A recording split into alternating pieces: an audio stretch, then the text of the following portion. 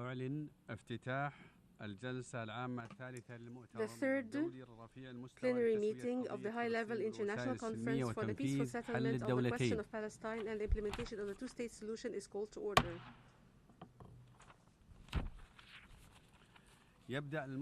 The conference shall now continue its general debate. Delegations are reminded that statements in the general debate should not exceed 5 minutes. Speakers with longer statements are encouraged to submit the full length of their statement to e-statements@un.org for posting on the Journal of the United Nations. Allow me now to start with the first speaker, His Excellency Khalifa bin Shaheen Al-Marar, Minister of State of Foreign Affairs in the UAE. You have the floor.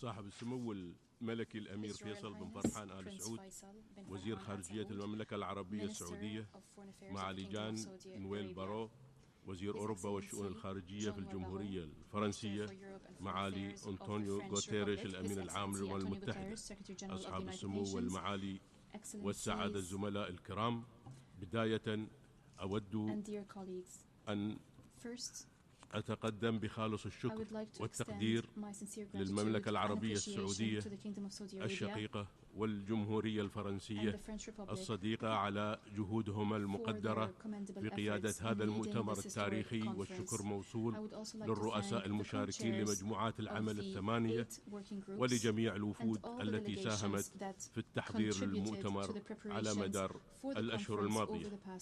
نجتمع اليوم والعالم يشهد زخما متزايدا في الإجماع الدولي حول ضرورة حل الصراع الفلسطيني الإسرائيلي على أساس حل الدولتين، والاعتراف بالدولة الفلسطينية يتعاظم يوما بعد يوم. ويأتي إعلان فخامة الرئيس الفرنسي عزم بلاده الاعتراف بدولة فلسطين أمام الجمعية العامة للأمم المتحدة في سبتمبر المقبل، وبالمثل إعلان المملكة المتحدة ليعطي حافزا أكبر للتوجه بخطى ثابتة نحو إرساء السلام الدائم والعادل والشامل لوضع نهاية لفصل مأساوي في تاريخ منطقة الشرق الأوسط. ولا شك بأن الحقائق على الأرض تفرض علينا وقفة صريحة. فبعد 21 شهرا من بدء الحرب الإسرائيلية على قطاع غزة، حان الوقت للانتقال إلى محاولات احتواء الصراع من احتواء الصراع إلى معالجة جذوره. إن عملنا في هذا المؤتمر لرسم مسار واضح لتحقيق حل الدولتين يجب أن لا يبقى على الأولوية القصوى الواضحة اليوم للعمل على وقف الكارثة الإنسانية المأساوية الجارية في قطاع غزة، واستمرار تدهور الأوضاع في الضفة الغربية، وتغول المستوطنين والمتطرفين الإسرائيليين ضد الفلسطينيين في الضفة. فالأوضاع الإنسانية في غزة قد بلغت مرحلة حرجة غير مسبوقة توجب على الجميع التصدي لوقف هذه الكارثة. وأزاء هذا الوضع تتصدر دولة الإمارات العربية المتحدة الجهود الدولية الرامية إلى إيصال المساعدات المنقذة للحياة إلى الشعب الفلسطيني الشقيق. وستواصل بلادي إيصال الدعم الإغاثي إلى من هم في أمس الحاجة إليه برا وجوا وبحرا، حيث باشرت على الفور عمليات الإسقاط الجوي للمساعدات في غزة، بالإضافة إلى قوافل المساعدات البرية والبحرية. ومع معالجة الأوضاع الإنسانية لابد من العمل على وقف فوري لإطلاق النار وإطلاق سراح الرهائن والأسرى، وتضافر الجهود الدولية لوقف الحرب في غزة وتمهيد الطريق لحل مستدام للصراع الفلسطيني الإسرائيلي على أساس حل الدولتين.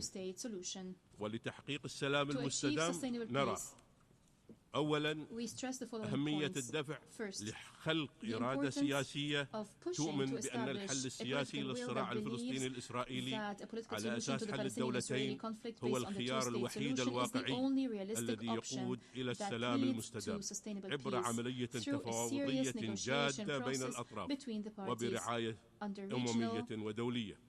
ثانياً ولتجنب استمرار الصراع وتكرار المواجهات والعنف لا بد من خلق أفق سياسي باعتماد خارطة طريق واضحة وملزمة ولا يمكن النقوص عنها لمسار لإقامة الدولة الفلسطينية المستقلة ذات السيادة تعيش بسلام وأمن جنبا إلى جنب مع دولة إسرائيل وأن تلتزم كل الأطراف المعنية بإنفاذ خارطة الطريق. ثالثا لابد أن يشمل مسار إقامة الدولة الفلسطينية معالجة جذرية لمسائل الإصلاح والحوكمة والأمن بما يؤمن تمكين سلطة وطنية فلسطينية شرعية كفؤة ومسؤولة وقادرة على حصر السلاح بيدها وتأمين الأمن والاستقرار وسيادة القانون وملتزمة بمكافحة التطرف والإرهاب. رابعاً لا بد أن تتضمن العملية السياسية لتحقيق السلام المستدام بعداً إقليمياً ودولياً تنخرط فيه الأطراف الفاعلة الإقليمية والدولية بجهد تضامني يؤدي إلى مكافحة التطرف والإرهاب في المنطقة وإنهاء دوامة العنف والمواجهات وحل الأزمات وإشاعة الاستقرار وبناء جسور التواصل وتحقيق التنمية والازدهار لكل دول وشعوب المنطقة بما يشمل طموح وآمال الفلسطينيين والإسرائيليين. أصحاب السمو والمعالي والسعادة إن كل يوم يمر دون حل يعمق الجراح ويبعد فرص السلام واليوم المسار واضح أمامنا خاصة مع الخطوات والالتزامات التي عبر عنها المجتمع الدولي في مجموعات العمل الثمانية المنبثقة عن هذا المؤتمر والتي شاركت بلادي في عدد منها. وجل ما نحتاج إليه الآن هو الجرأة والشجاعة السياسية للاتجاه نحو السلام بوصفه الخيار الاستراتيجي الوحيد. وشكرا سيدي الرئيس.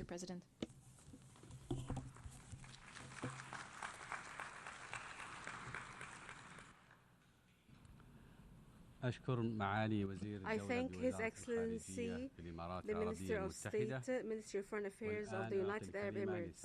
I now give the floor to His Excellency نائب وزير خارجية اليونان Ioannis Levridos, Deputy Minister for Foreign Affairs of Greece.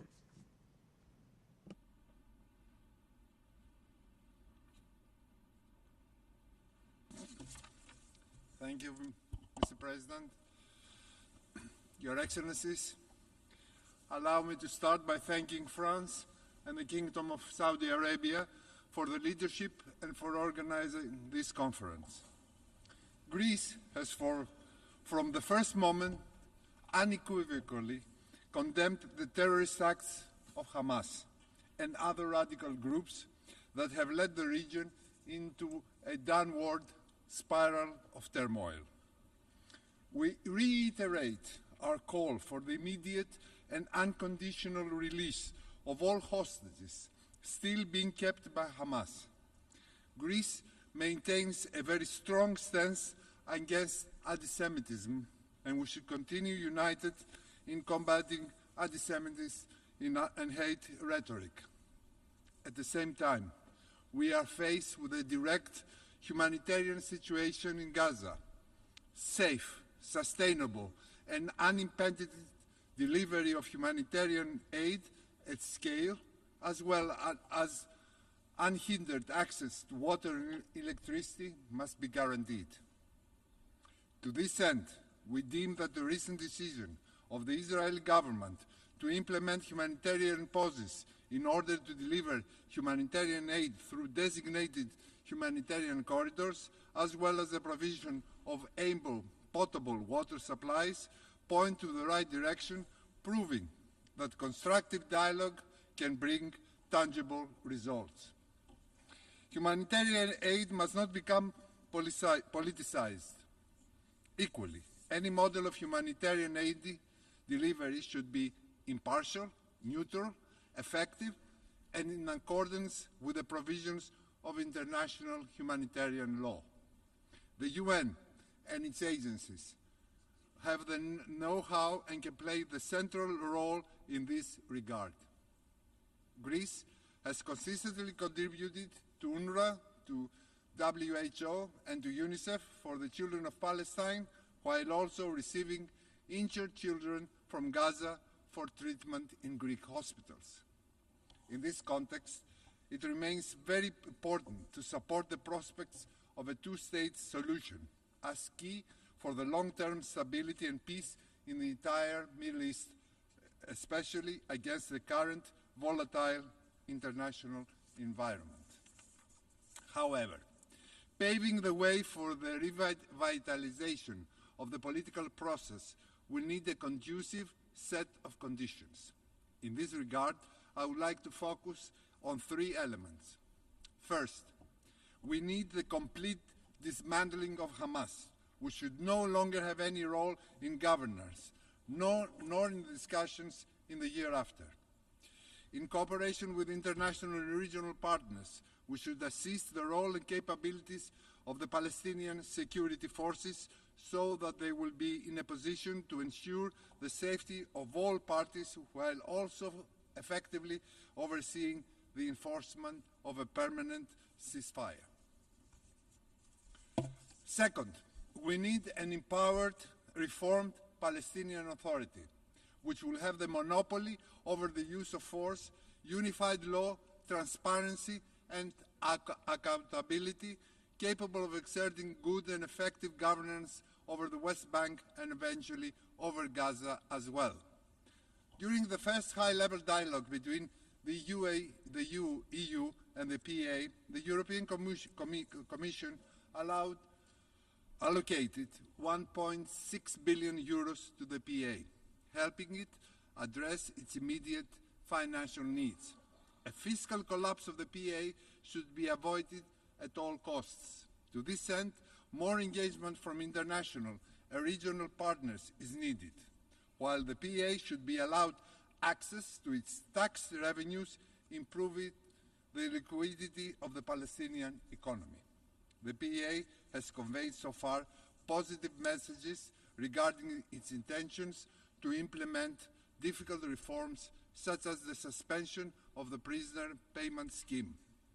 While there is definitely room for more to be done, we should continue assisting the PA to reform, considering the difficult circumstances under which it is called to operate. The Arab plan for Gaza is a good basis to elaborate upon. Greece firmly opposes any displacement of Palestinians. The Arab plan for Gaza outlines a framework of reconstruction and recovery so that Palestinians will be able to remain in their land and live with dignity. Greece is ready to participate in this plan, however, given the precondition that the issue of Hamas disarmament will be addressed effectively and permanently. There can be no role for Hamas in the discussions and plans for the day after in Gaza. Allow me at this point to briefly refer to the importance of upholding and protecting the status quo of Jerusalem and its holy sites. We must not forget that during all this time of suffering, the Greek Orthodox Patriarchate's monastery of St. Porphyrios in Gaza has offered invaluable services to the affected population regardless of race and religion.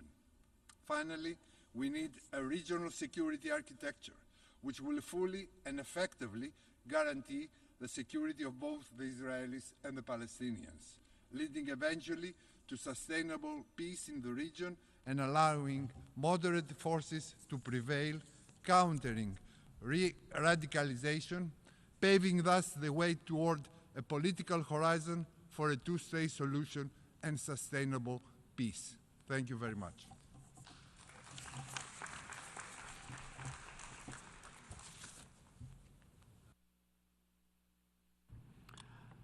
أشكر سعادة نائب وزير خارجية اليونان. thank the Deputy Foreign Minister of Greece. I now give the floor to His Excellency Joka Salvara, Minister, Permanent State Secretary of Finland.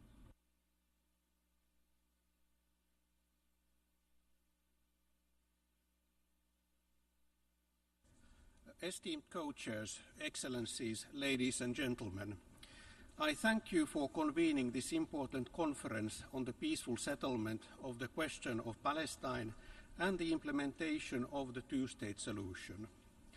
The tragic events on and since 7 October 2023 have once again painfully demonstrated that there can be no sustainable peace in the Middle East without a just and lasting solution to the Israeli-Palestinian conflict.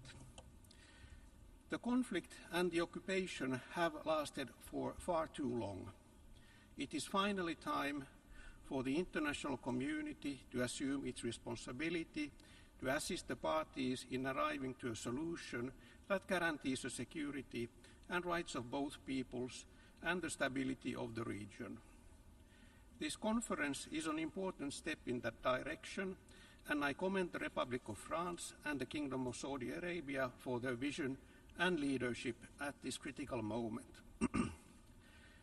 Excellencies, to create a foundation for a lasting peace, the legitimate rights of both Israelis and Palestinians must be secured. Both peoples have the right to live in peace and security, as well as freely determine their political status and pursue their economic, social, and cultural development. The only sustainable way to achieve this is a negotiated two-state solution based on the pre-1967 borders. The solution must meet Israeli and Palestinian security needs and Palestinian aspirations for statehood and sovereignty, end the occupation that began in 1967, and resolve all permanent status issues. Excellencies, the path to peace is not easy, but the time to take the first steps towards it is now. It requires, firstly, an urgent, unconditional and permanent ceasefire in Gaza and the unconditional release of all hostages taken by Hamas and other groups. The Israeli government must immediately lift restrictions on the flow of aid to meet the needs of the civilian population. These need to happen immediately. The humanitarian situation in Gaza has gone beyond comprehension. The war in Gaza must end now. Secondly, we must further strengthen the Palestinian Authority, which has for decades stood for a peaceful approach to the two-state solution. This requires a clear political horizon for the Palestinians to determine their own affairs in an independent state of Palestine, living side by side in peace and security and mutual recognition with the State of Israel. This also requires ensuring that the Palestinian Authority has the financial means to develop the Palestinian society, including through freeing the clearance revenues that belong to it. We also need a credible process that brings the entire occupied Palestinian territory, Gaza and the West Bank, including East Jerusalem, under a unified Palestinian Authority. Thirdly, no peace can be sustainable and lasting unless Israel's security is fully ensured. Hamas must be disarmed. The process towards a two-state solution must also bring about further recognitions of the State of Israel by countries in the region and beyond. In parallel, it is paramount to refrain from measures that undermine the viability of a two-state solution. Continued settlement construction, the absence of accountability for acts of violence, and restrictions on the Palestinian Authority's ability to function effectively all contribute to mistrust and instability. A lasting peace requires that all parties take meaningful steps to uphold international law and foster conditions conducive to dialogue, cooperation, and mutual security. Excellencies, Finland is firmly committed to the two-state solution. We have been supporting Palestinian state-building efforts both politically and through development cooperation for decades. It is time to take concrete steps towards implementing the two-state solution for the benefit of Palestinians, Israelis, and the entire Middle East region. Finland stands ready to do its part.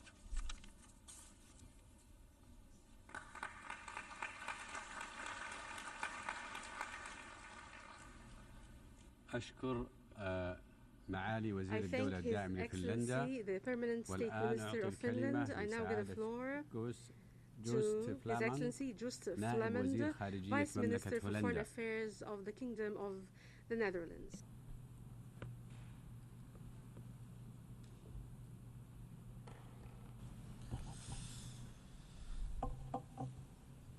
Your Excellencies, an independent, viable Palestinian state alongside a secure Israel. Some may call it a delusion, a myth, or mere democratic theatrics. But for the Netherlands, it remains the core principle guiding all efforts to resolve this deep-rooted conflict in the Middle East. The brutal attacks by Hamas on the 7th of October 2023 ushered in a period of excessive violence, enormous human suffering in Gaza, and ever-deepening division between Israelis and Palestinians. Last year, during a visit to the Netherlands, Palestinian peace activist Hiba Husseini remarked that many have lost hope, yet she hasn't. Ms. Husseini was being honored alongside Israeli Yossi Beilin for her persistent efforts to achieve a lasting solution to the conflict. Ms. Husseini said, "Yossi and I will never give up. For parents who continue to hope for a peaceful future for their children, and for us Palestinians who long for an end to the occupation. And this is precisely why we must persist in our decades-long pursuit of a two-state solution. Efforts to achieve stability and peace are now more essential than ever. At the same time, it's obvious that we're facing huge obstacles. The war and the catastrophic humanitarian situation in Gaza are at the forefront of everybody's minds.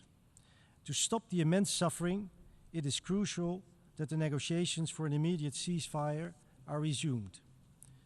The people of Gaza must receive the help they so urgently need: food, medicines, and fuel.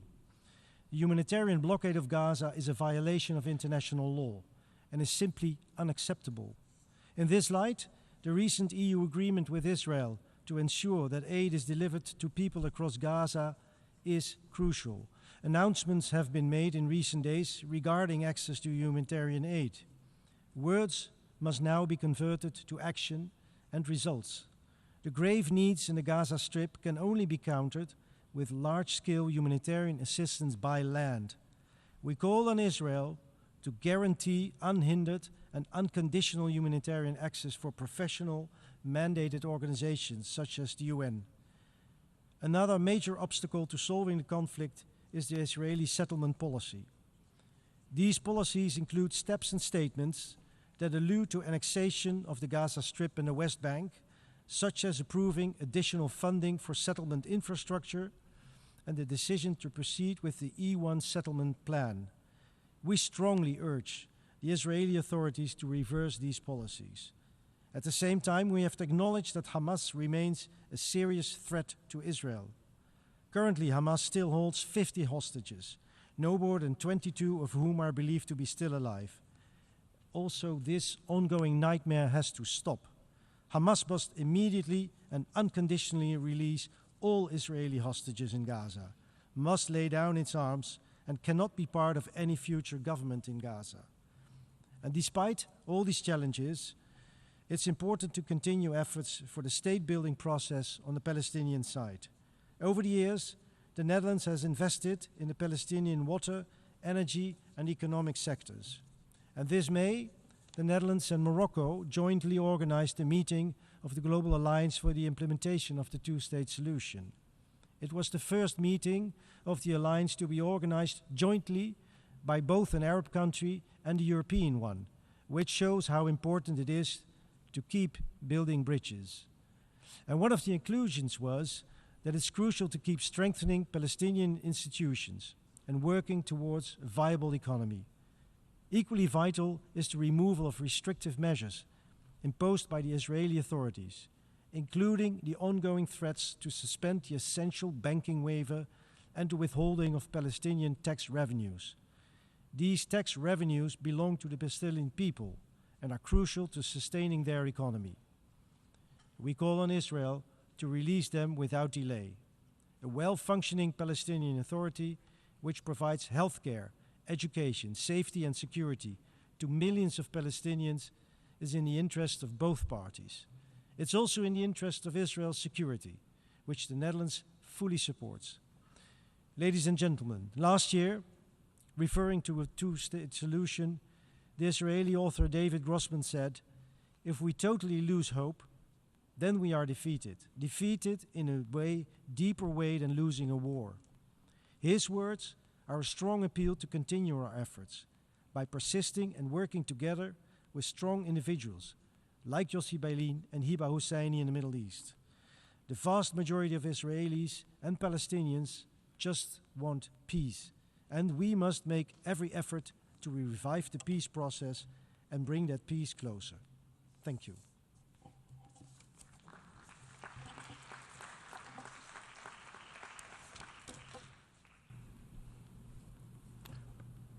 أشكر I سعادة thank His نائب وزير Excellency, خارجية مملكة Vice هولندا. Minister for Foreign Affairs of the والآن Kingdom of أعطي Netherlands. I الكلمة now give the لسعادة floor to His Excellency Julius برانوفيتشيس Brunei, نائب وزير Vice خارجية Minister for Foreign ليثوانيا. Affairs of Lithuania.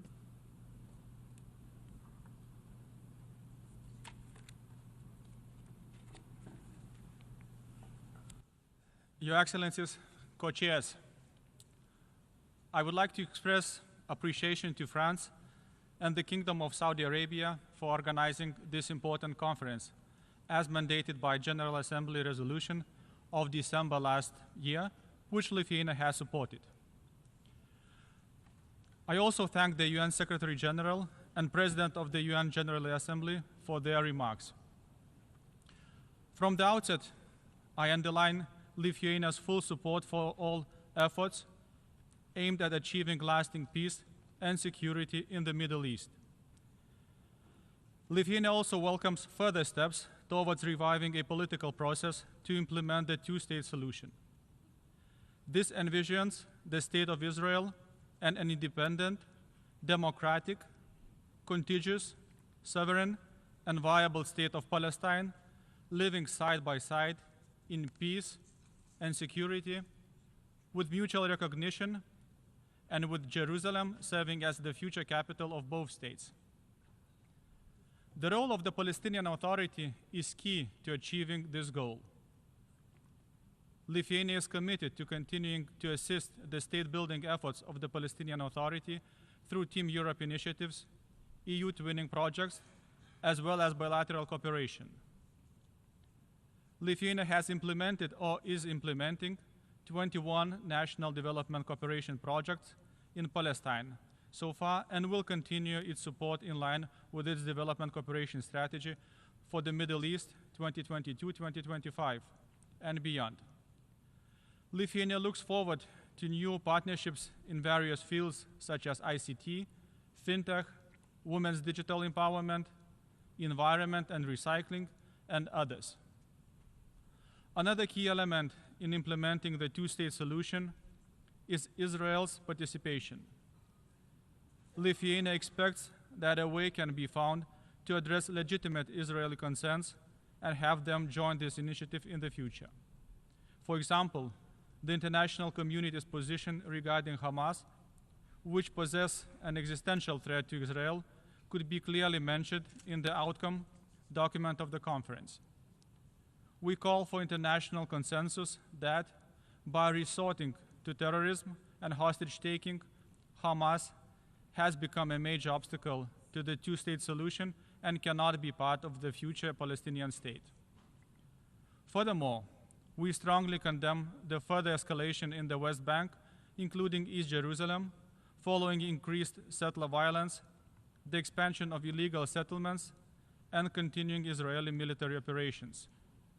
At the same time, we strongly condemn the increased terrorist attacks against Israel. Your Excellencies, Lithuania fully shares the grave concerns of the international community regarding the humanitarian and human rights situation in the occupied Palestinian territory. it is unimaginable that in the 21st century, people in Gaza, and particularly children, are facing hunger. They are prevented from accessing medical treatment, schools, and other social infrastructure. This must stop immediately. In June, Lithuania supported the UNGA resolution, protection of civilians, and upholding legal and humanitarian obligations, covering these issues, as well as terrorist attacks and hostage-taking by Hamas, illegal settlements, expansion and settler violence, mass displacements, hate speech, and anti-Semitism. Lithuania supports the UN aid delivery system and pays tribute to the fallen humanitarian workers. The numbers are shocking during this tragic war. Foremost, it is an obligation of the parties to the conflict to always ensure the safety of humanitarian workers. Lithuania joins calls to all parties to respect international humanitarian law and to return to the full implementation of the ceasefire agreement. Humanitarian aid should resume without hindrance, and Israeli hostages should be immediately released. Lithuania strongly supports the ongoing mediation efforts by the USA, Qatar, and Egypt. Any decision regarding the future of the Gaza Strip must be based solely on international law. Lithuania welcomes the Arab Recovery and Reconstruction Plan endorsed at the Cairo Summit on 4th March 2025. We will continue providing humanitarian aid to Palestinians through the UN systems. Your Excellencies, I appreciate the hard work done in the working groups and the co-chairs regarding these and other aspects, as well as the input from civil society. Wishing this conference every success, I reiterate Lithuania's constructive support to further efforts in this regard. Thank you.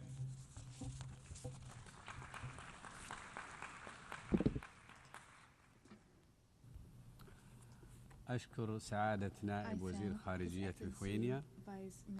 والآن أعطي الكلمة لسعادة فهان كوستينيان نائب وزير خارجية أرمينيا.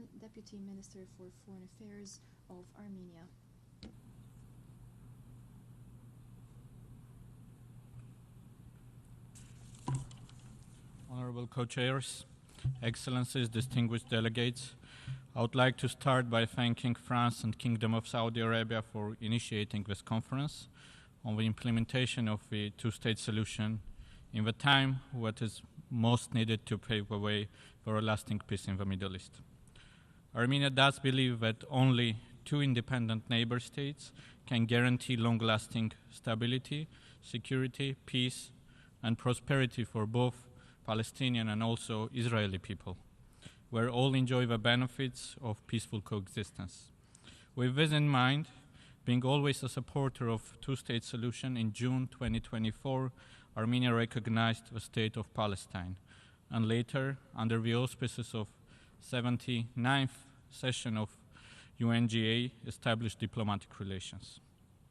In this regard, Armenia welcomes the announcement of President of France, Emmanuel Macron, and recent statement by the United Kingdom on intention to recognize the independent state of Palestine.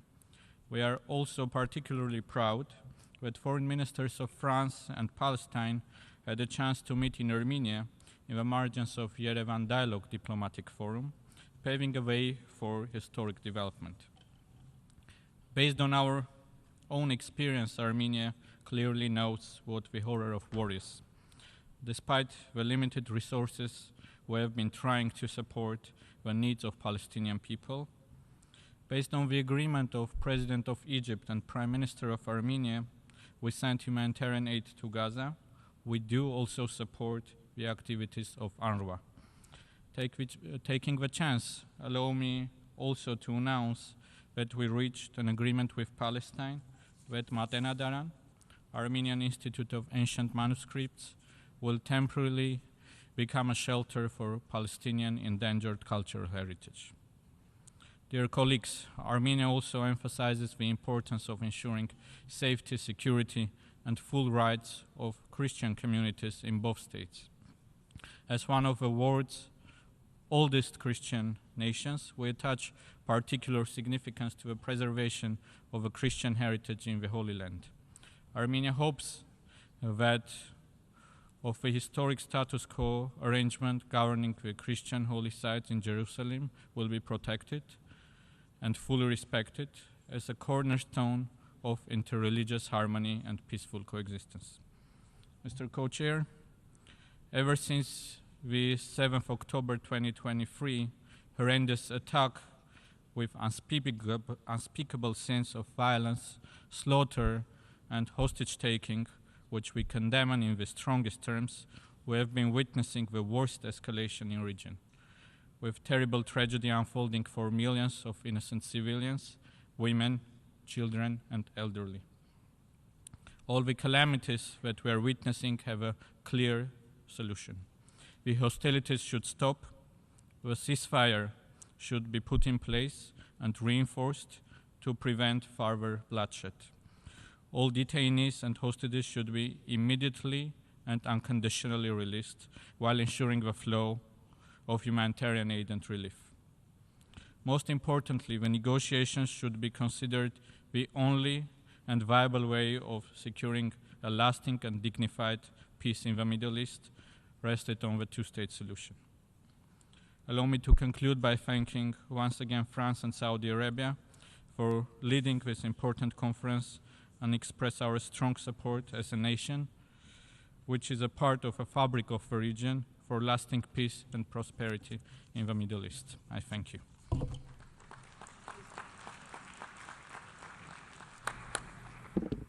أشكر سعادة نائب وزير خارجية أرمينيا، والآن أعطي الكلمة لسعادة سمير شريف أخوه نائب وزير خارجية أذربيجان. Deputy Minister for Foreign Affairs of Azerbaijan.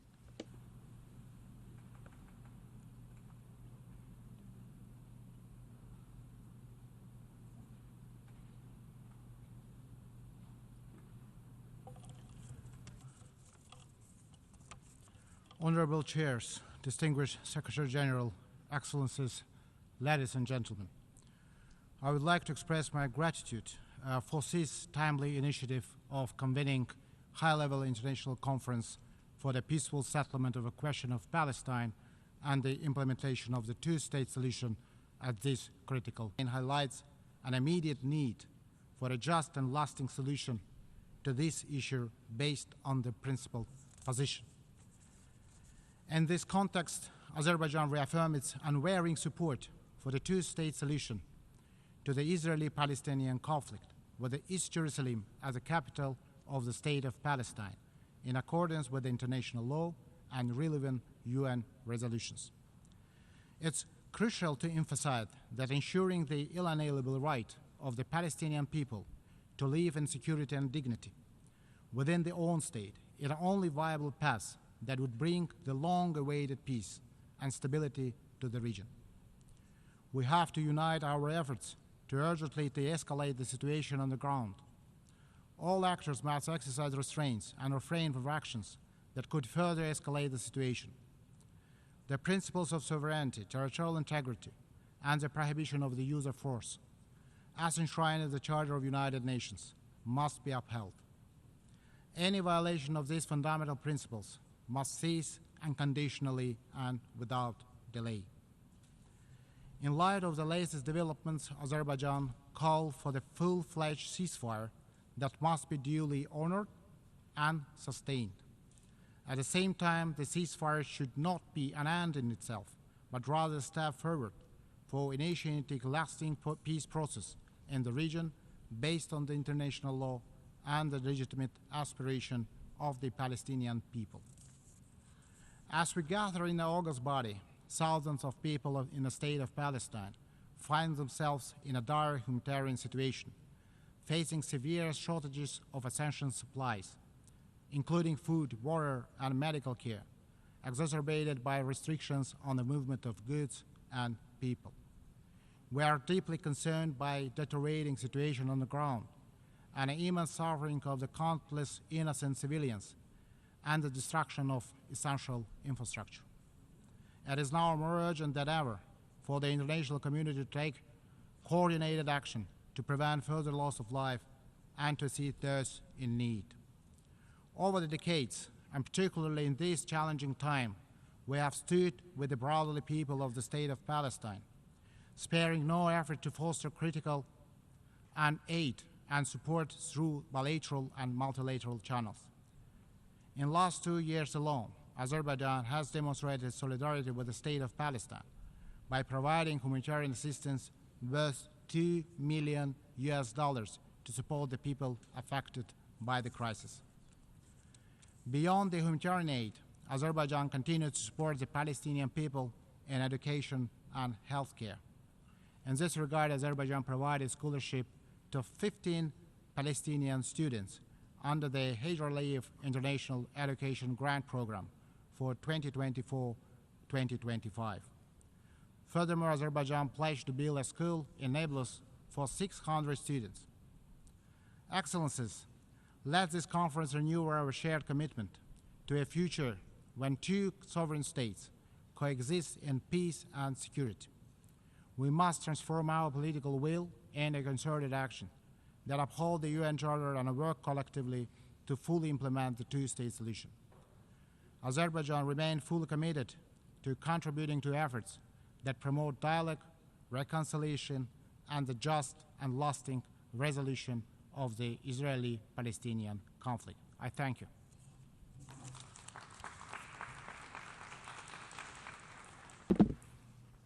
أشكر سعادة I thank His Excellency, نائب وزير خارجية Deputy أذربيجان. Minister for Foreign Affairs of والآن أعطي Azerbaijan. الكلمة I now give the floor لمعالي to مونيكا Her شموتس Excellency Monica كيبيغوز Schmolz-Kirogoz, وزيرة الدولة State ورئيسة شعبة Secretary الشرق الأوسط and Head of Middle East and وشمال North أفريقيا Africa في Division الوزارة at the الاتحادية Federal للشؤون Department الخارجية of Foreign في Affairs سويسرا. of Switzerland.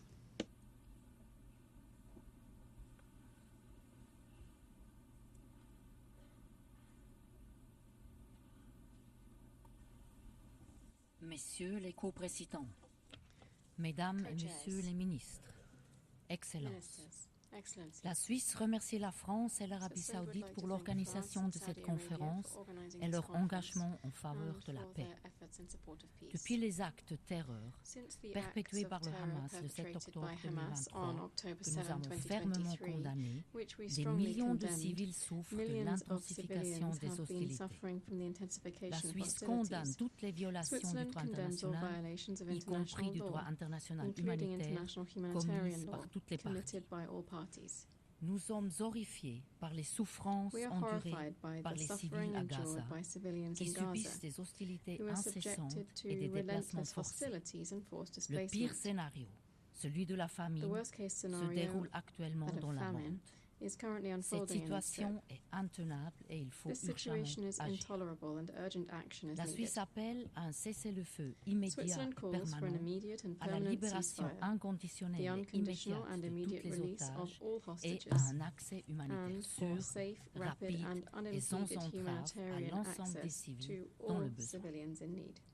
Israël, en tant que puissance occupante, doit respecter ses obligations en vertu du droit international, notamment en ce qui concerne l'approvisionnement de la population sous son contrôle.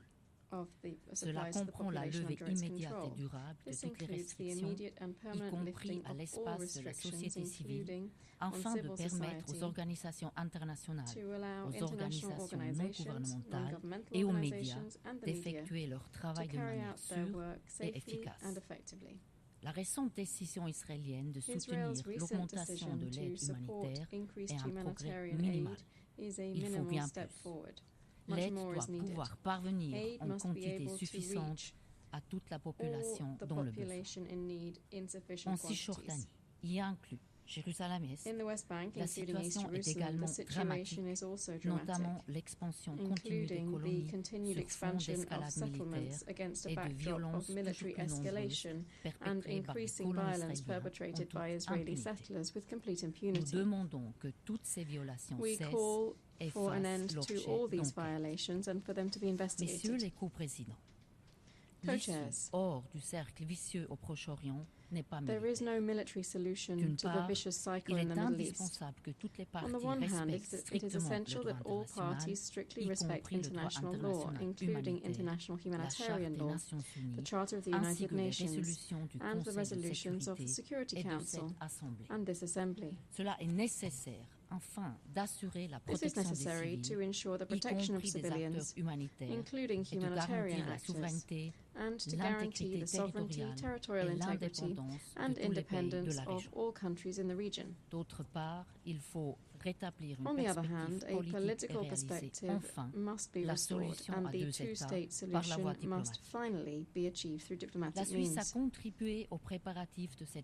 Switzerland contributed in the preparations for this conference and commends the work of the co-chairs of member states. We helped to formulate concrete proposals to remove obstacles to peace. These obstacles include the Israeli occupation, including settlements which are illegal, as concluded by the International Court of Justice. Plans to annex the Gaza Strip and the West Bank are contrary to law. The occupation must end. Switzerland calls on all parties to engage seriously in the search for lasting peace in the Middle East. In this regard, it welcomes the commitment of the Palestinian Authority, in particular its reform efforts and its efforts to return to Gaza. We remain determined to support the efforts of the international community to implement the two-state solution in line with the objective of this conference. Switzerland is, for instance, active in the humanitarian field and in strengthening the Palestinian Authority's civil services in Gaza, with a view to establishing a unified and sustainable administration. We also find the idea of drawing inspiration from regional approaches, including those developed within the OSCE, interesting. Switzerland will therefore continue to explore this potential with a view to a peaceful solution in the Middle East.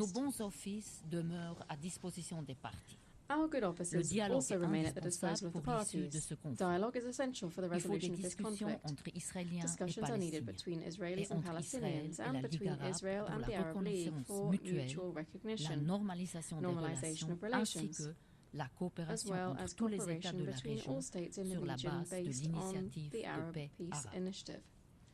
Pour la Suisse, une reconnaissance bilatérale de la Palestine doit s'inscrire dans la perspective d'une paix durable fondée sur la solution à deux États. Elle pourrait être envisagée lorsque des mesures concrètes conformes à cette solution garantissant à la fois la sécurité d'Israël et le droit à l'autodétermination du peuple palestinien commenceront à être mises en œuvre. La Suisse reste convaincue. Switzerland remains convinced the two-state solution is the only way for Israelis and Palestinians to live side by side in peace, security and dignity within secure and recognized borders in accordance with international law and internationally agreed parameters. Cette conférence doit être la première étape This conference is the first step in our joint and determined commitment to a peaceful, secure and dignified future for the people of the Middle East. Thank you very much.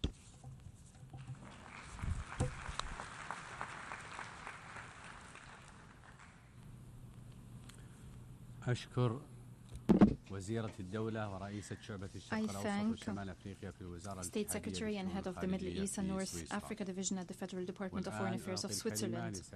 I now give the floor to His Excellency Sergei Vershinin, Deputy Minister for Foreign Affairs of the Russian Federation.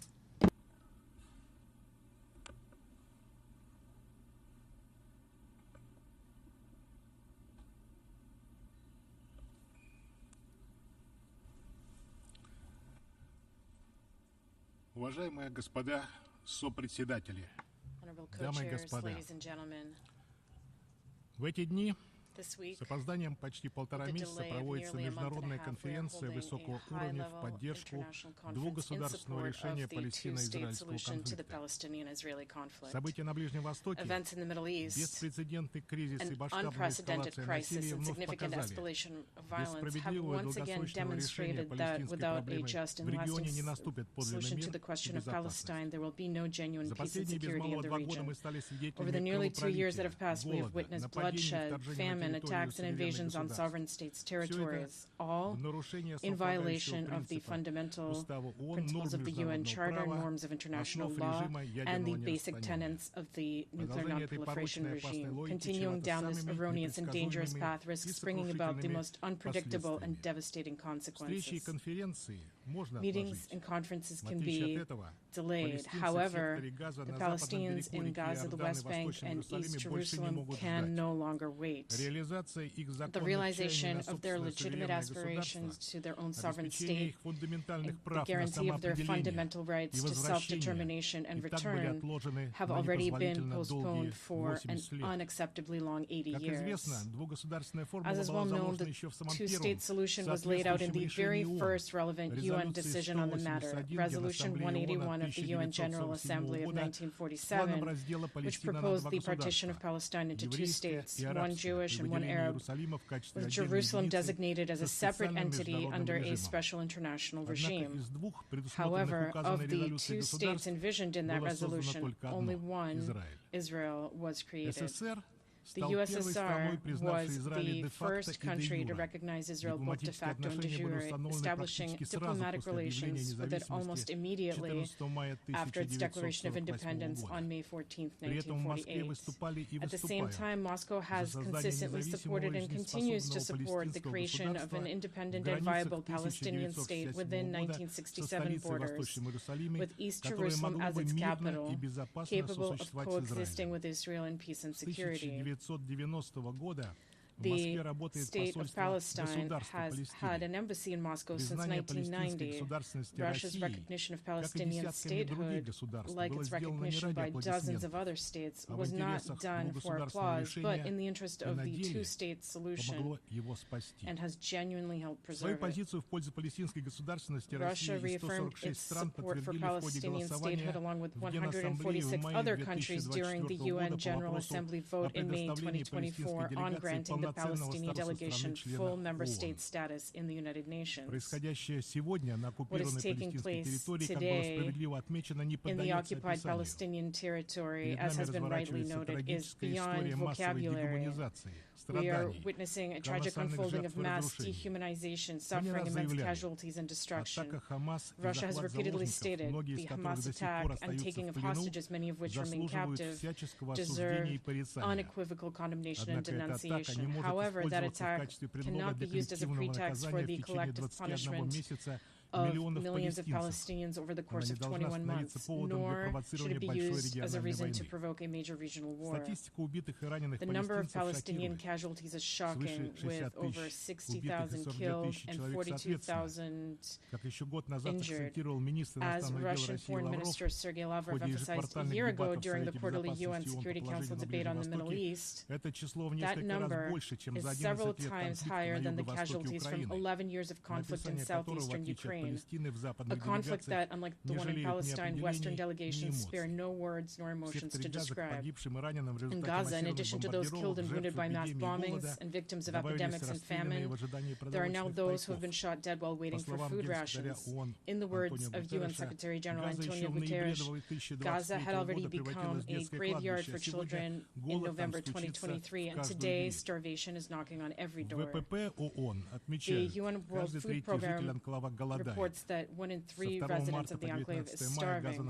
From March 2nd until May 19th, Gaza was under a full blockade, and now people are forced to choose between dying from hunger or waiting in line for poultry rations. In the West Bank, military raids are compounded by settler violence, which continues with impunity. The pace of Israeli settlement and outpost construction and expansion, along with the expropriation and destruction of Palestinian property, has long broken every record. Against this backdrop, Israel is announcing plans to annex the West Bank, calling for the resettlement of Gaza, and legislatively affirming its rejection of a Palestinian state. For Palestinians, this will mean one thing: another catastrophe and expulsion. Ladies and gentlemen, we must particularly acknowledge the courage and resilience of humanitarian staff who continue to provide aid to those affected and in need despite all odds. Since the beginning of the current crisis, 483 people have been killed, including 326 UN staff members, many along with their families. We express our condolences to their relatives, loved ones, and colleagues. This is the largest loss the United Nations has suffered since its founding 80 years ago. We must also warn against the harassment of staff members of the UN and its specialized agencies who have been deemed undesirable. This is a direct violation of the UN Charter and member states' obligations under the Convention on Privileges and Immunities. Colleagues, there is only one way out of this bloody impasse: an immediate and comprehensive ceasefire, the unconditional release of hostages and detainees, ensuring safe and unhindered humanitarian access, relaunching the peace process on a universally recognized international legal basis centered around the two-state solution, with Israel and Palestine living side by side in peace and security. We consistently uphold these principled approaches which have formed the foundation of Russia's position throughout the conflict and will remain unaffected by short-term political fluctuations. Thank you.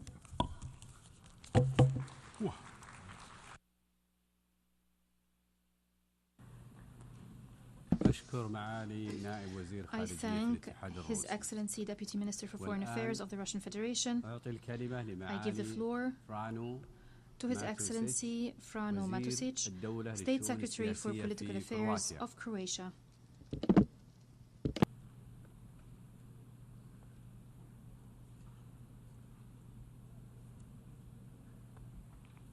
Thank you, honorable co-chairs, esteemed colleagues. Our sincere thanks to the organizers of this important conference. Dear colleagues, the fact that we have gathered here today sends a strong and hopeful signal. There is political will and goodwill in the international community to move towards a long-term, viable solution for a just, lasting, and sustainable peace in the context of Israeli and Palestinian relations and two-state solution. The extreme suffering of so many people, civilians, especially children, and the ever more alarming humanitarian situation in Gaza demands our urgent action. Croatia will continue to provide all the necessary humanitarian aid bilaterally and through international organizations, protecting the most vulnerable population in Gaza, especially children and women. So far, we have supported the civilians of Gaza with 3 million euros of humanitarian aid, and with the donation of 400 tons of flour, and will continue on that good path.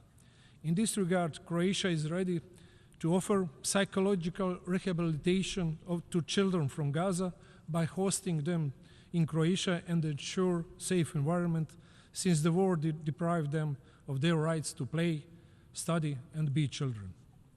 On political ground, we support the engagement of the United States of America together with Egypt and Qatar in reaching for a ceasefire as a decisive step. No matter how difficult it might seem to reach it, the work toward the ceasefire needs to continue, and no effort should be spared. The fact that we have gathered at the UN headquarters confirms our collective resolve to support a viable solution to the conflict that has been in the world media headlines for years, even decades. The solution must guarantee peace, security, and dignity for both Israelis and Palestinians, and their mutual recognition, which would stabilize the wider region and, in a certain extent, the world. The time has come, as we heard in the intervention yesterday and today, to move beyond declarations of support for a two-state solution and launch an agenda of actions that will lead to establishing a dialogue between the two sides. We condemn every single civilian casualty and every single hostage taken. The unconditional and immediate release of all hostages remains the highest priority. Hamas should not have a role in the future of Gaza, and it should be disarmed. The future success of these initiatives, dear ministers and colleagues, will depend on each and every one of us and our dedication to engaging on both the regional and international level.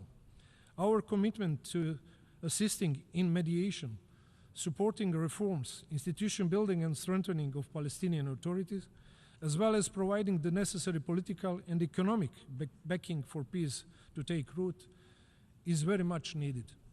The process must be grounded in international law, including the UN Charter and the relevant UN resolutions, and guided by universal values. These are not optional ideals, but foundational principles. Dear co-chairs, colleagues, dialogue is not a sign of weakness, but the essence of statesmanship. All lasting solutions need political will, matched with a forward-looking vision and readiness for compromise. The people of the region have endured generations of loss. They deserve a future of peace and coexistence, not in theory, but in practice. We have gathered here to commit to turning these shared aspirations into meaningful progress. The alternative, continued division, despair, and destruction, no one can afford. I thank you.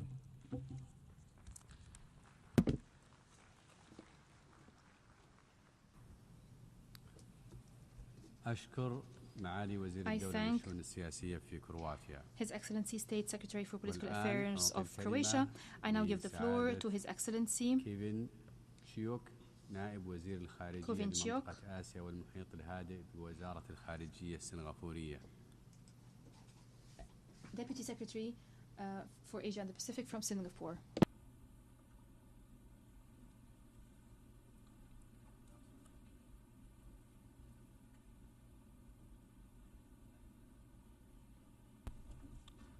Your Excellencies, let me begin by thanking the co-chairs, France and the Kingdom of Saudi Arabia, for convening this important meeting to galvanize support for the implementation of the two-state solution. Allow me also to thank all the co-chairs of the various working groups for their hard work.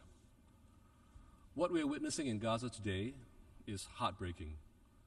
The denial of humanitarian aid is causing starvation and a dire lack of essential medical services. The reports of people being shot while desperately trying to access food are shocking.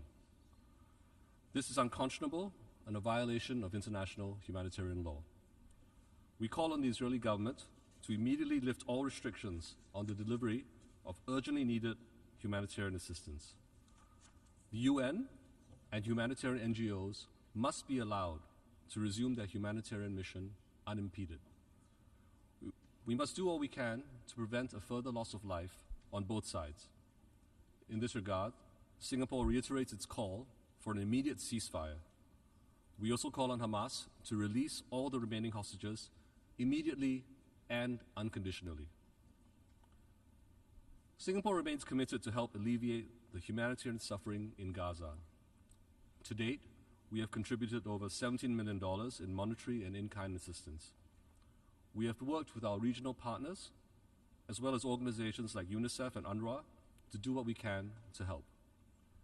Looking ahead, we are considering the deployment of a medical team to the region to help treat patients from Gaza. In the longer term, we are prepared to contribute to the reconstruction of Gaza once a permanent ceasefire agreement is reached. In this context, we support the Arab Reconstruction Plan and its vision for reconstruction in Gaza as proposed by Egypt. Singapore also remains committed to supporting the Palestinian Authority's capacity building efforts through our $7 million enhanced technical assistance package. As part of this effort, we have increased the number of scholarships for Palestinians to study in Singapore universities. We will also launch 2 new initiatives next year. First, we will collaborate with Japan to train Palestinian civil police officers in community policing. Second, we will launch a new Young Leaders program to share our experiences in administration and governance, public administration and governance. We hope that these efforts will help prepare Palestinians for their eventual statehood. Excellencies, Singapore has consistently supported the right of Palestinians to their own homeland based on a negotiated two-state solution, consistent with the relevant UNSC resolutions. We firmly believe that this is the only viable pathway to achieving a comprehensive, just, and durable solution to this long-standing conflict. To this end, we are prepared, in principle, to recognize the state of Palestine. The key consideration is that such a move should help progress towards peace and a negotiated two-state solution. There must be an effective Palestinian government in place that also categorically renounces terrorism and accepts Israel's right to exist. We therefore welcome Palestinian President Mahmoud Abbas's letter dated 9th June 2025, which reiterated inter alia the Palestinian Authority's continued rejection of violence and terrorism, its long-standing recognition of Israel's right to exist, and its commitment to the implementation of its reform agenda. We hope that these commitments can be implemented fully. Finally, we urge the Israelis and Palestinians to return to the negotiating table and make necessary, albeit difficult, concessions. To continue on the current trajectory will only make the goal of peace even more difficult to achieve and result in an endless cycle of violence and mutual hatred. Both sides must have the courage to break this vicious cycle. Thank you very much.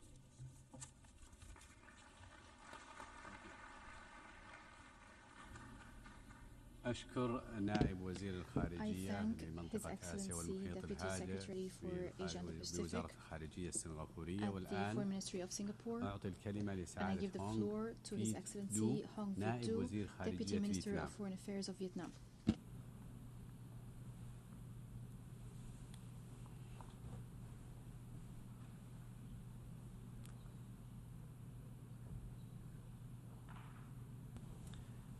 Distinguished co-chairs, Excellencies, the Palestinian question remains one of the most enduring and urgent challenges on the international agenda. For over 7 decades, it has been a measure of our collective conscience and a test of the credibility of the international rules-based order.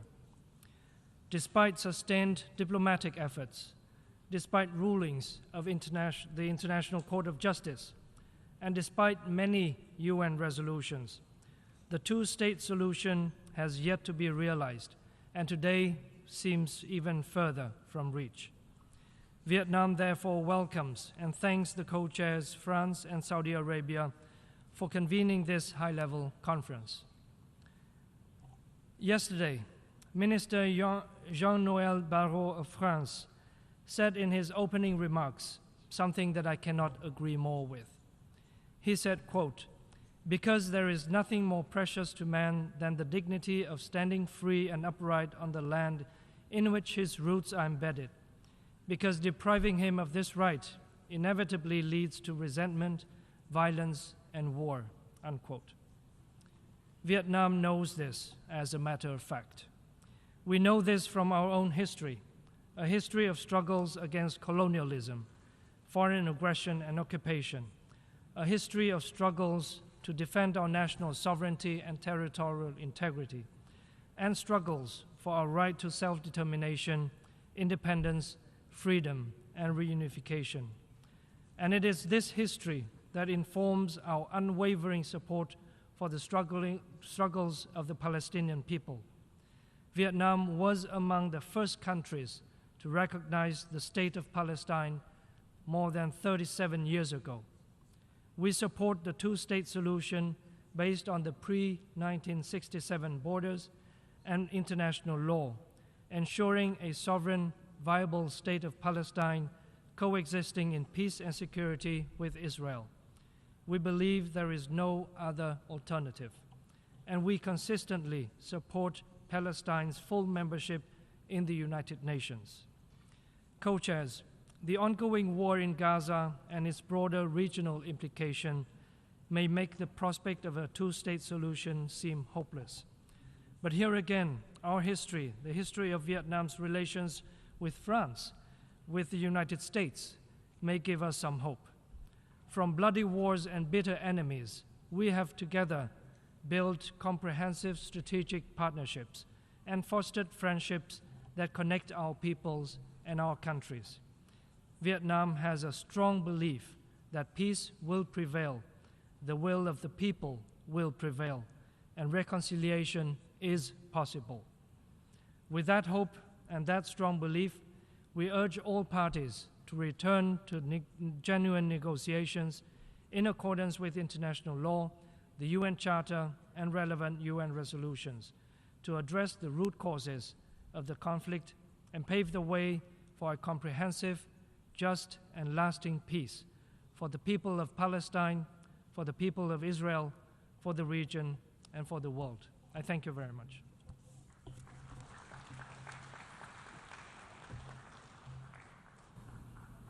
أشكر سعادة نائب وزير خارجية فيتنام. أعطي الكلمة الآن للممثل الموقر لجمهورية فنزويلا البوليفارية باسم مجموعة الأصدقاء المدافعين عن ميثاق الأمم المتحدة.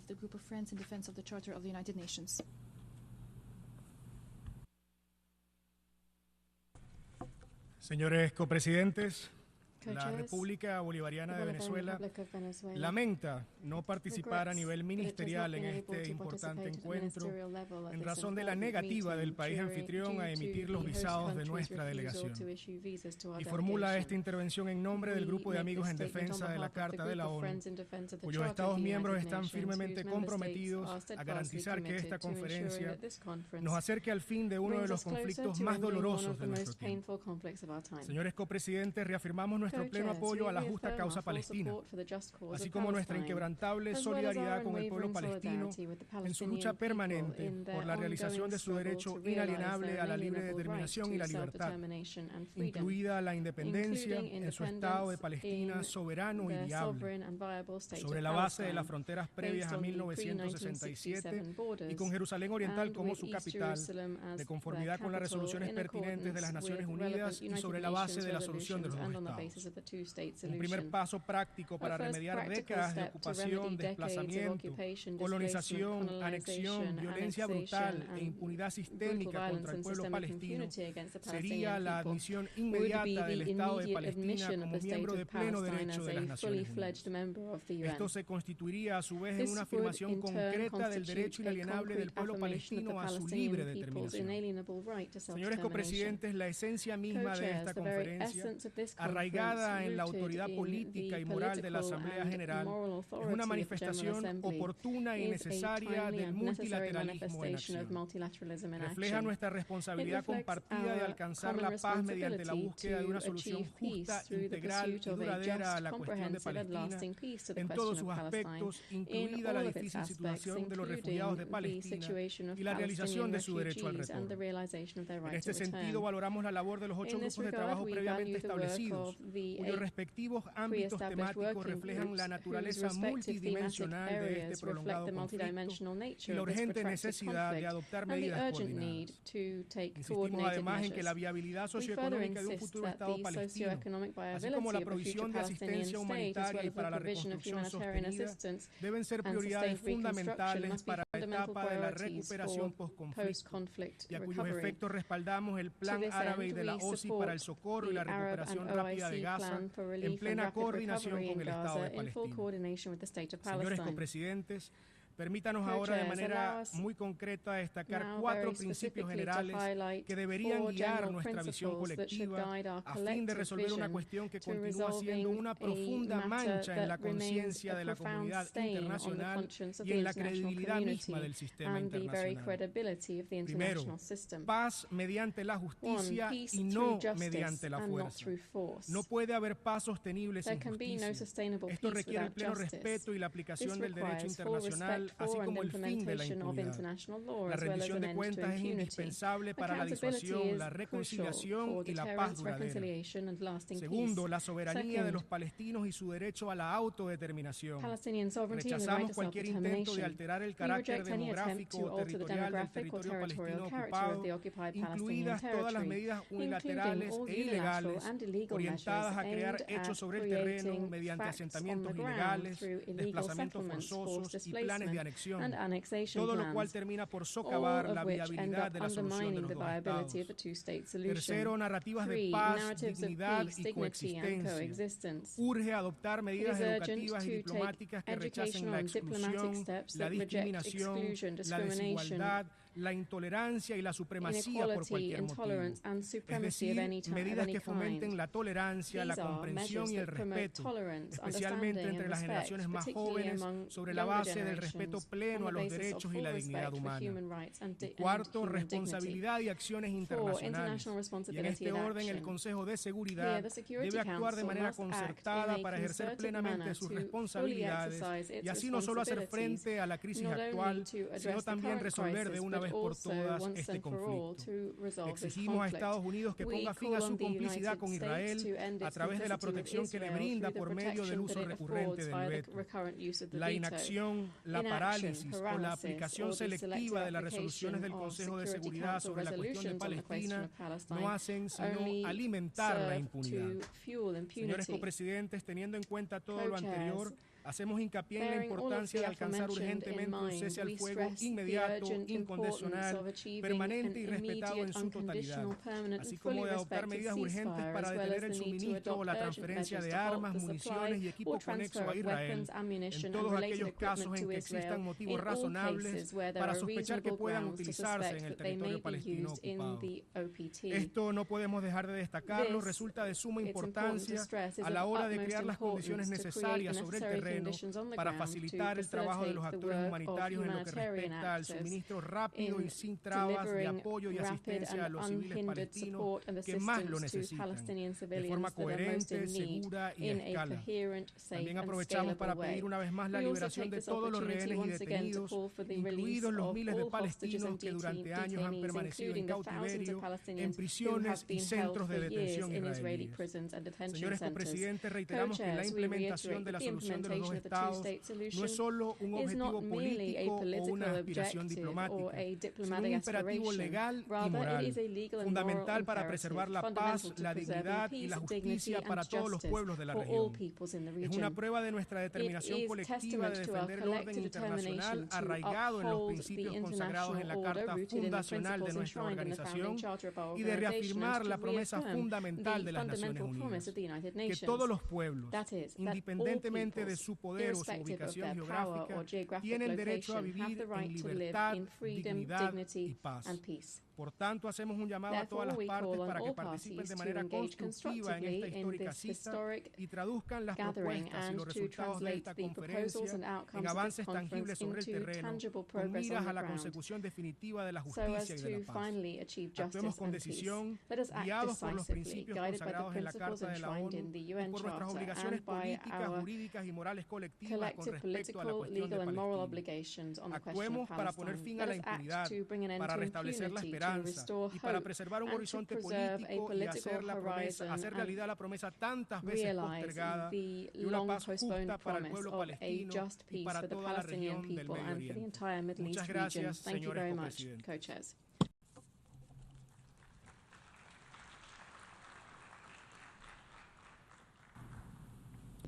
I thank the distinguished representative of Venezuela. I now give the floor to the distinguished representative of Uganda on behalf of the non-aligned movement.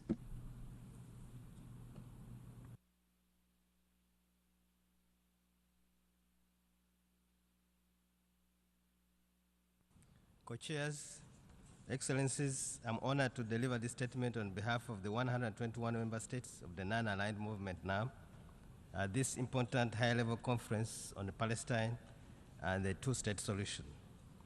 NAM welcomes the convening of the high-level international conference on the implementation of the resolutions pertaining to the question of Palestine and the two-state solution in line with UNGA Resolution ES 1024 and all relevant resolutions.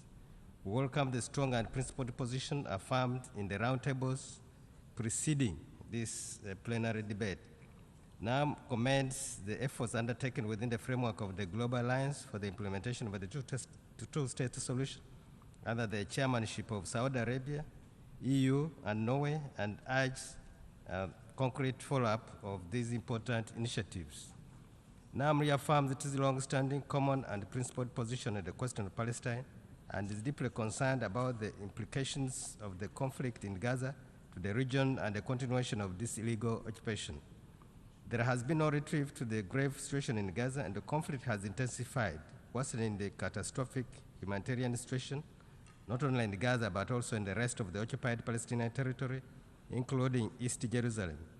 The members of the United Nations conferred on the Security Council the primary responsibility for the maintenance of international peace and security in accordance with Articles 12 and 24 of the Charter. The Security Council must uphold its mandate to maintain international peace and security and must act in consonance without making the question of Palestine an exception to international law and to the authority of the Security Council. Therefore, NAM calls on the Security Council to justly resolve the Palestinian question and bring an end to this protracted conflict and tragic injustice. The just and peaceful resolution to the question of Palestine is central for establishing durable peace and stability in the Middle East and is a matter of grave concern for the maintenance of international peace and security. The non-aligned movement reiterates the demand for an immediate and permanent ceasefire in Gaza and expresses support for all the ongoing diplomatic efforts, especially by Egypt and Qatar, to reach an agreement for an immediate and permanent ceasefire. NAM condemns negative efforts by Israel that undermine peace and security in the Middle East and accordingly calls for the cessation of military campaign in Gaza, the release and exchange of hostages and the Palestinian detainees detained in Israeli prisons, the return of Palestinian civilians to their homes and neighborhoods in all areas of Gaza, and the safe and effective distribution of sufficient humanitarian assistance throughout the Gaza Strip to all Palestinian refugees, civilians who need it, including medical needs. NAM rejects any attempts to use humanitarian assistance, particularly food, as a weapon of warfare. In this context, the non-aligned movement expresses support to the Arab Islamic Plan for Early Recovery, Reconstruction and Development of Gaza, which was presented by the Arab Republic of Egypt in full coordination with the State of Palestine and endorsed by both the Arab League and the Organization of Islamic Cooperation. Now member states express concern at reports of forced displacement of the Palestinian population in Gaza, as it represents a clear disregard for the Palestinian people's inalienable right to their homeland and self-determination, and attempts by occupying power to alter the legal, physical, and demographic status of Palestinian territories is illegal and inconsistent with international law. NAM recalls Security Council Resolution 233 of 2016, which provides for a viable path to peace, setting forth the essential requirements and parameters for the realization of a just outcome on the basis of the two-state solution based on June 4th, 1967 lines, and ensuring the fulfillment of the Palestinian people of their inalienable rights, including to self-determination and the independence of the State of Palestine, with East Jerusalem as its capital, and a just solution for the plight of the Palestinian refugees in accordance with General Assembly Resolution A/RES/1943. NAM strongly calls for full respect for and the implementation of provisions of Resolution 2334 of 2016 and all other relevant resolutions regarding the complete cessation of all Israeli settlement activities and the status of the occupied East Jerusalem. In this regard, NAM calls for the respect of the historic status quo of the holy sites in Jerusalem. NAM expresses grave concern about the deteriorating situation on the ground, which has been marked by an escalation of Israeli settlement activities in grave breach of international law and rising violence, provocation, and incitement, particularly settler violence, that has led to the tragic loss of life to civilians, including children, and the detention of thousands of Palestinian refugees and countless other human rights abuses and violations of international law. NAM calls for the admission of the State of Palestine as a full member state of the United Nations with all rights and privileges. The Security Council must act in this regard. We call on all countries that have not recognized the State of Palestine to do so forthwith as an expression of their sincere commitment to peace and their respect for international law and legality in accordance with the relevant United Nations resolution.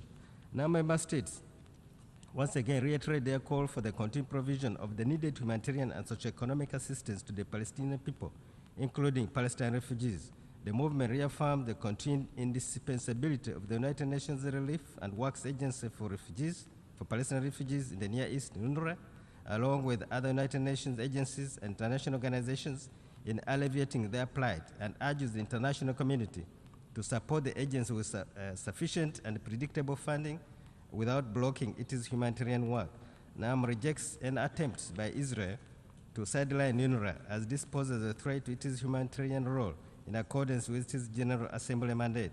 To conclude, NAM rejects all attempts to deny the Palestinian people's rights to self-determination, to obstruct the recognition of Palestine as an independent state, sovereign state, and to hinder its attainment of full membership in the United Nations. Now member states call for urgent protection and preservation of the Palestinian territories and the civilian population, and reiterate the long-standing call for the complete cessation of all Israeli settlement activities in the occupied Palestinian territory, including East Jerusalem, and the hold to all attempts to forcibly displace Palestinian civilians, seize or annex Palestinian territory, including the Gaza Strip. The movement reiterates its call for collective international efforts to uphold international law, to bring an end to this historic and grave injustice against the Palestinian people. Now, member states reaffirm their commitment to promoting a just, lasting, comprehensive, and peaceful solution to the question of Palestine in all its aspects, including for the plight of the Palestinian people, and reaffirm their support for the Palestinian people in their struggle to achieve justice and fulfill their inalienable rights and legitimate national aspirations, including to self-determination, freedom, and independence in their sovereign and independent state of Palestine, with East Jerusalem as its capital. I thank you.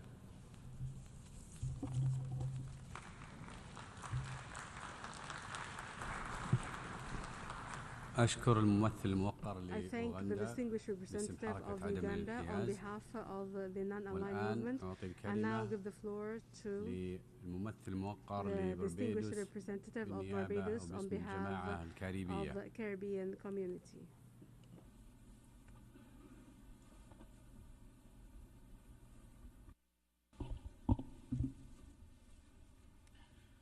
Distinguished co-chairs, Excellencies, ladies and gentlemen, I have the honor to make this statement on behalf of the 14 member states of the Caribbean Community, CARICOM. CARICOM welcomes the convening of this important conference. We express our appreciation to the governments of France and Saudi Arabia for their leadership in this regard. We also commend the work of the co-chairs of the working groups. Excellencies, at their meeting only 2 weeks ago, CARICOM heads of government discussed the situation in the Middle East in general and the tragic events taking place in Gaza in particular.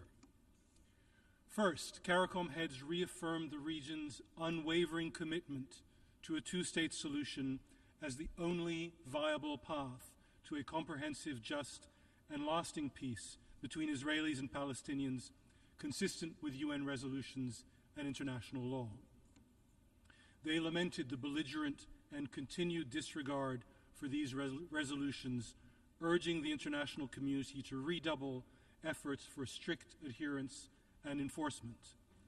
CARICOM's commitment to a two-state solution is underlined by the fact that all 14 CARICOM member states recognize Israel, and all 14 CARICOM member states recognize Palestine.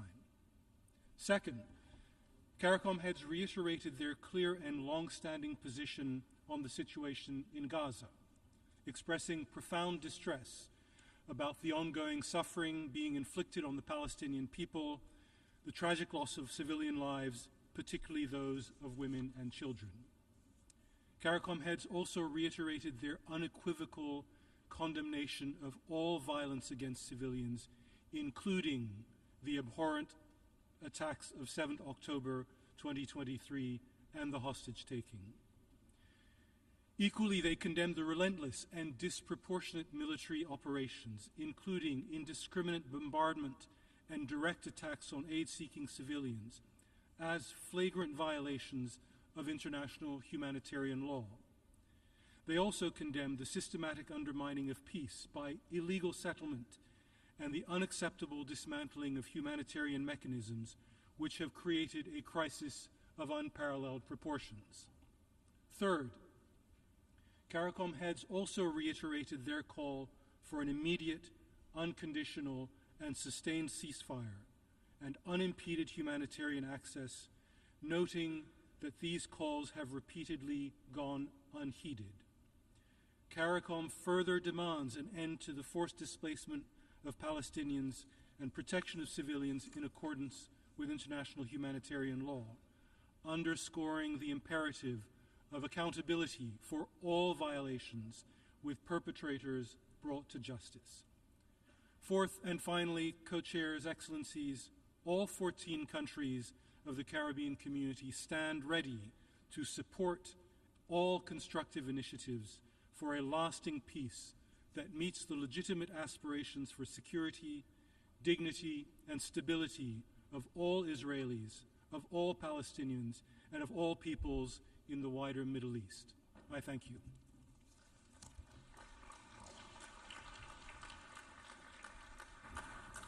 أشكر الممثل الموقر لبربيدوس متحدثا باسم الجماعة الكاريبية.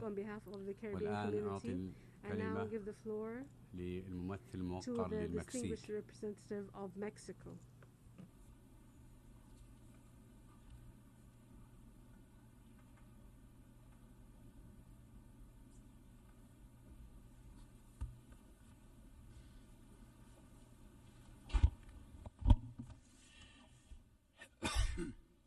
Señores copresidentes, Co-chairs, distinguidos colegas, distinguished colleagues, México celebra la realización de esta conferencia bajo el liderazgo de Francia y Arabia Saudita.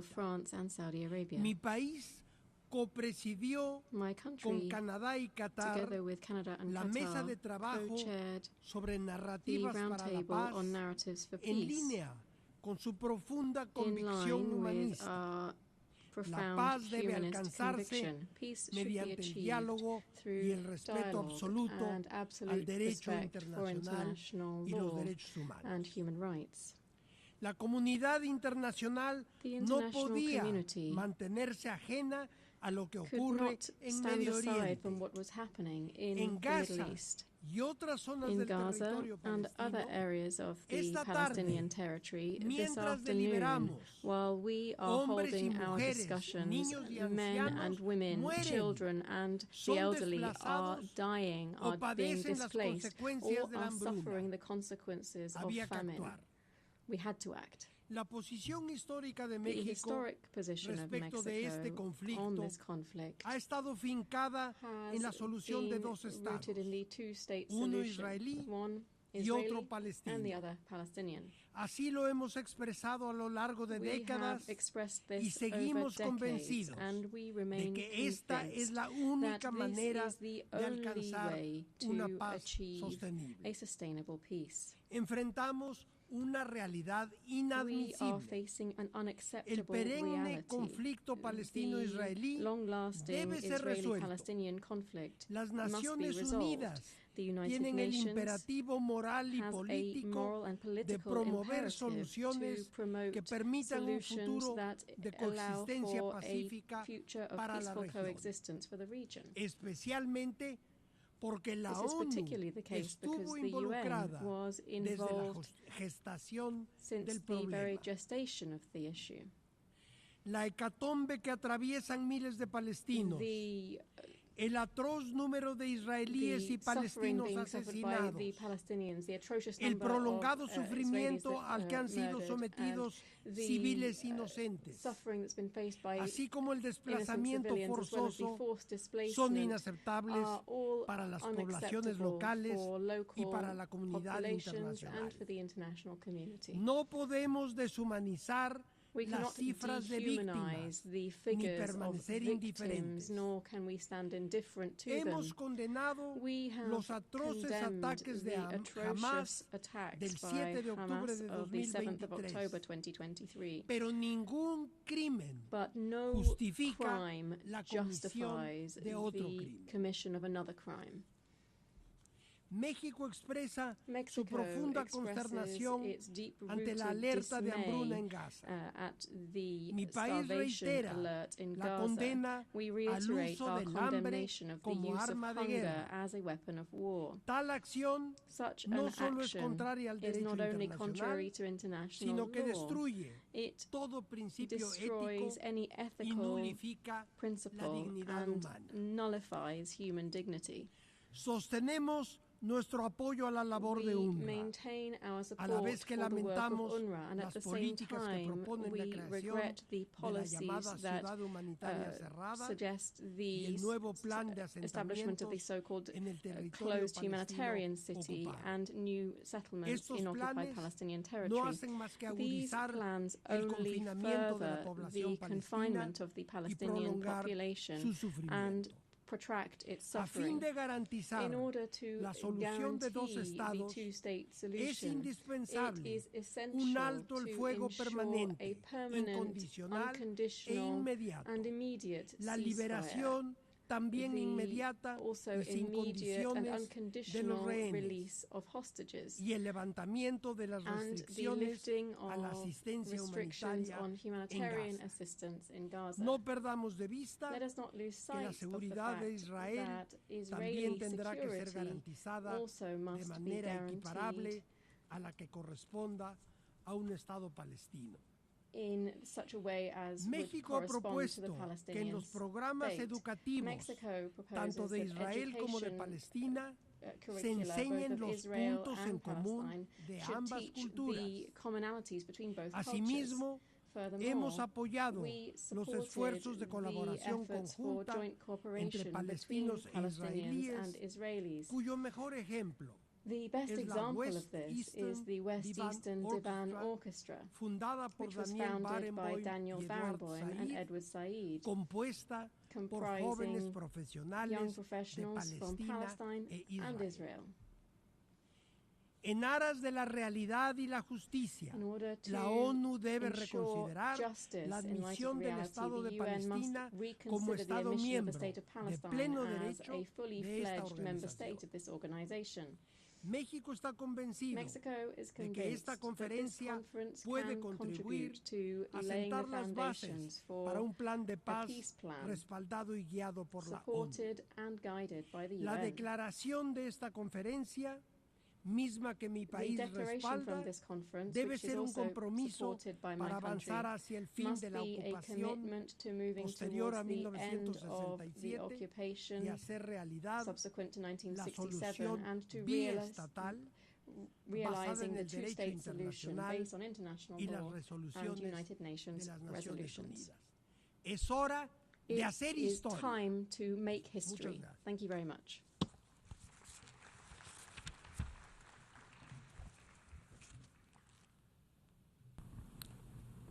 I thank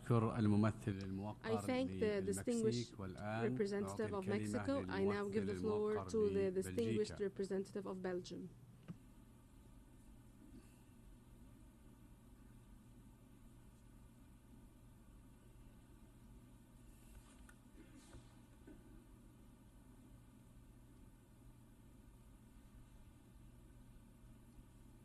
Co-chairs, Excellencies, first of all, I would like to thank France and Saudi Arabia for their tremendous effort and leadership for organizing this important conference.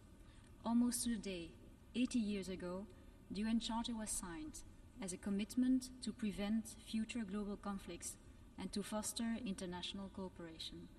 As UN member state, we must all honor these commitments. Therefore, I stand before you today not only as a representative of Belgium, but as a voice for peace, justice, and the respect of international law and human rights. The people of Palestine have waited far too long for what is their inalienable right, the right to self-determination, the right to live in freedom and dignity, and the right to a democratic state of their own. Belgium reaffirms its unwavering support for the two-state solution, a solution that envisions Israel and Palestine living side by side in peace and security within mutually agreed and internationally recognized borders, based on the 1967 lines, with respectful arrangements for access to all holy sites and Jerusalem as a capital of both states. This is not a radical idea. It is the consensus of the international community, enshrined in countless UN resolutions and supported by the vast majority of nations represented in this chamber, even by those who are not present now. Belgium will continue working actively with its international and European partners towards achieving that sustainable solution. We believe that the two-state solution is the most concrete way to ensure the fundamental rights, security, and dignity of both the Israeli and Palestinian people. Moreover, Belgium will continue to provide bilateral funding and technical assistance to the Palestinians, including through UNRWA. We will also continue to support the Palestinian Authority and its efforts to strengthen its institutional capacity and democratic legitimacy, and we stand ready to expand our support for the Palestinian Authority's return to govern the Gaza Strip. We continue to condemn the brutal terrorist attacks of October 7th, and we recognize the suffering endured by civilians on both sides of the Green Line. We condemn all acts of violence, terrorism, hostage-taking, and the targeting of innocent lives. We also acknowledge that the disrespect for international law, that occupation, displacement, the expansion of settlements, and the current blockade on Gaza are not conditions for peace. They are obstacles to it. We must not look away from the scale of the suffering. The reported violations of human rights cannot be normalized. They must stop. What is urgently needed is an immediate ceasefire in Gaza, in line with UN Security Council resolutions 2735 and 1701.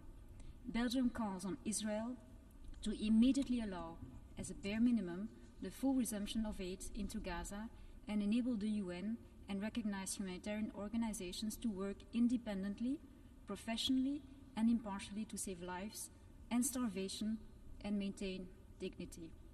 We all have a moral duty to help improve the humanitarian situation on the ground, and the international community can rely on Belgium's support and expertise to take meaningful action to address the acute needs in Gaza. We also reiterate our firm message that Hamas must immediately release all remaining hostages and allow humanitarian assistance to be distributed without interference. Let us recall that the terrorist organization Hamas must be disarmed and must withdraw from the governments in Gaza. To our Israeli friends, recognizing the rights of Palestinians to an independent state is the only guarantee of lasting peace and security. A just peace will not diminish Israel, it will strengthen it. To our Palestinian friends, your future must not be one of endless waiting, but of hope, sovereignty, and peace. Let us be clear. The two-state solution is not dead. It is bruised, yes, but it can be revived. And it must be, for the sake of both peoples and for the sake of our shared humanity. The night is the darkest before dawn. Therefore, we call on all parties to return to the negotiating table. At a time when the world needs de-escalation and solutions, we must not abandon the path of dialogue.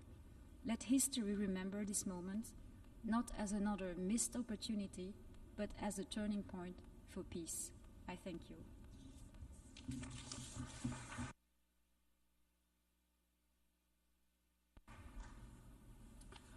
I thank the distinguished representative of Belgium. I now give the floor to the distinguished representative of Nicaragua.